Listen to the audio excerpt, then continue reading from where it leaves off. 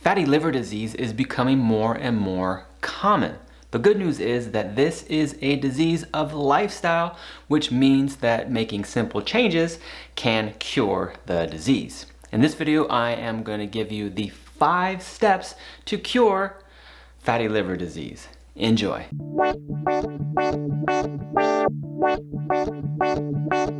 For the majority of patients who I see that have fatty liver disease, it is due to insulin resistance. This is a condition where the cells in your body no longer respond to insulin, and the result is an increase in blood sugar. Now, we don't know exactly what the mechanism is, but it's either the cells have become too full of sugar, too full of fat, or the cells simply are not putting enough receptors out on their surface for insulin to do its job. And the job of insulin is, it's like a key. It unlocks the cell, so the cell opens up and sugar goes into the cell instead of staying out in the bloodstream. A result of insulin resistance is the pancreas tries to compensate by putting more and more insulin out into the bloodstream. And what ends up happening is you start to store fat in areas of the body, and in this case, you start to store fat in the liver, which develops fatty liver disease. The best way to test for insulin resistance is with the hemoglobin A1C test. In the United States, if you have this test done and your value is in between 5.7 and 6.3%, then you have insulin resistance, also known as prediabetes. For your reference, anything 6.4% and above would be considered diabetes. If you have insulin resistance, or quite frankly diabetes, there's a good chance you also have fatty liver disease. And fatty liver disease is bad because fat accumulates in the liver, and over time it causes microscopic damage to the cells of the liver, and when the body repairs, it lays down scar tissue, and this process is known as liver fibrosis. If this goes on for too long, years and years and years and decades, eventually that scar tissue will become dead tissue, and we call this liver necrosis or liver cirrhosis. You do not want to get to this point. The 5 steps to cure fatty liver disease start with you making the conscious effort to take charge of your own health and do the difficult task of making dietary and lifestyle changes. Number 1 is to stop eating refined sugars. This includes all of the following ingredients.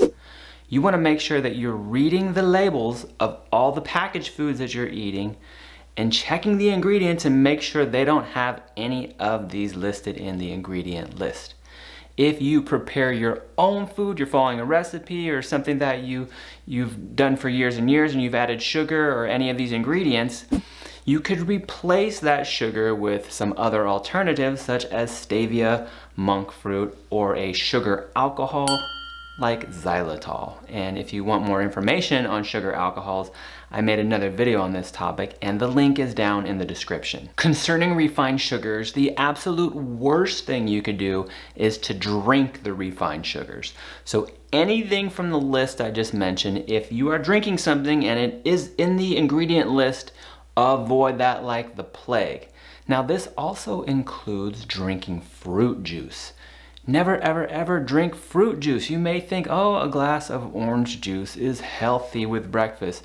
No, it's just like drinking a Coke, because in that orange juice is a bunch of fructose, and when you drink that, it rapidly goes to the liver. The liver doesn't know what to do with it. It tries to process it, but it can't keep up with it, and it starts to store it as fat in your liver. Fruit is okay if you eat the whole fruit, just don't drink the fruit juice. Number 2 is to reduce your consumption of refined flours. The most common of these we'll see will be wheat flour or oat flour or corn flour, and there's other ones like that are non-grain, which is like cassava flour, potato starch, and coconut flour. A healthier source of carbohydrates in your diet should come from whole grains and other whole foods. For example, if you eat bread, the label should say 100% whole grain.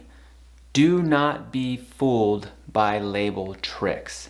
It has to say 100% whole grain. If it doesn't, if it says like multigrain, which is a trick they use, or if it says enriched, that is not 100% whole grain, and you're gonna be getting some of those refined flours in that bread. One more thing concerning refined flour is you never wanna mix it with refined vegetable oils. And these are commonly found in things like potato chips, tortilla chips, and other processed foods. So make sure you are reading the ingredient list of anything processed to make sure that you are not consuming both of these together, because both together is double trouble. Number 3 is a no-brainer. It is to limit or avoid altogether your consumption of alcohol.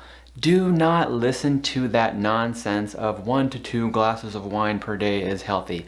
It's not healthy.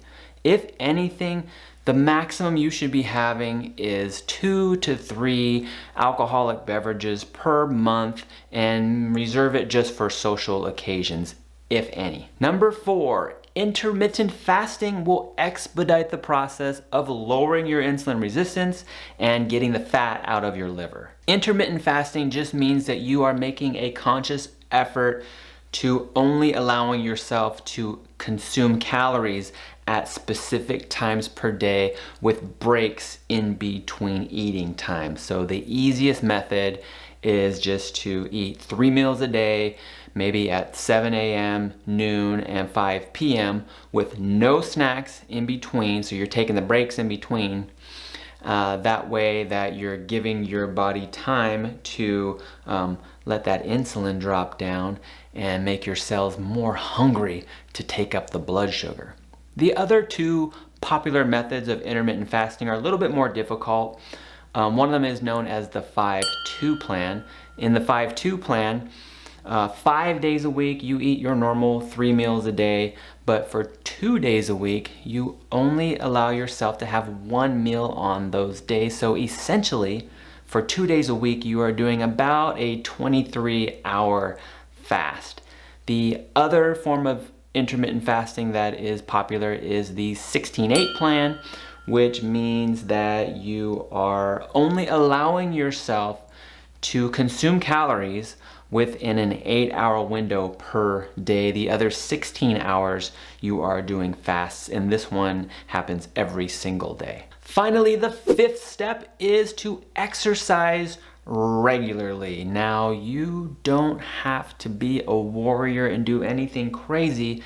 This just means that you have to be consistent. So for at least 5 days per week, for at least 30 minutes per session, you should be doing some type of intentional, organized exercise program.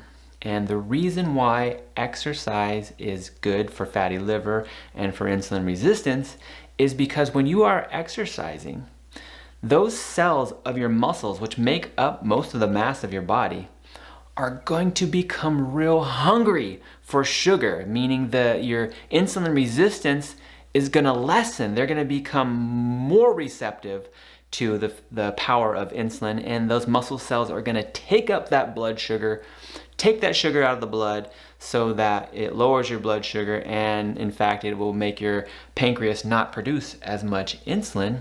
You will stop storing fat around the body, particularly in the liver, and you will start to overall improve your cardiovascular health, so that will become more efficient, and your muscles will become stronger and more flexible and more efficient. Have you been diagnosed with fatty liver disease? What did your doctor tell you to do? Did they just give you a pill? Let me know down in the comments section below. If you like this video, consider giving it a thumbs up, and make sure that you check out some of these other videos for natural health tips. Thank you for watching, and we'll see you in the next one.